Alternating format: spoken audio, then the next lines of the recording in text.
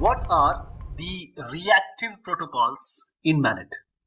Since we know the MANET is a mobile ad hoc network, so there are certain protocols in MANET. They are reactive protocol, proactive protocol, and combination of these two are hybrid protocols. So the reactive protocol, this is also known as on-demand routing protocol as against the table-driven routing protocols, which are proactive protocols. In reactive protocol, nodes do not maintain up-to-date or the fresh routing information. New routes are discovered only when asked or required. They use the flooding technique to determine the route, and this flooding technique is employed when the node does not have the routing knowledge. So all in all, reactive routing protocol determine routes on a demand or a need basis, not by itself. So let us summarize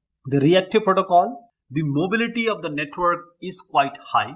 The storage of routing information, there are no use of routing tables. The routes are only established on demand whenever there is some data to be sent. And the availability is they are created on demand again when the data is to be sent. Therefore, there are high delays because there are delays in routing data packets. So what is the advantage?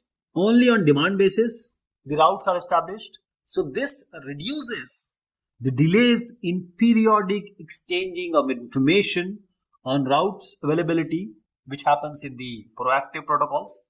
So here it is not there. But the problem or the limitation is the delay. Sometimes the packets are even being dropped when these tail routes are available. That is the routes which doesn't exist.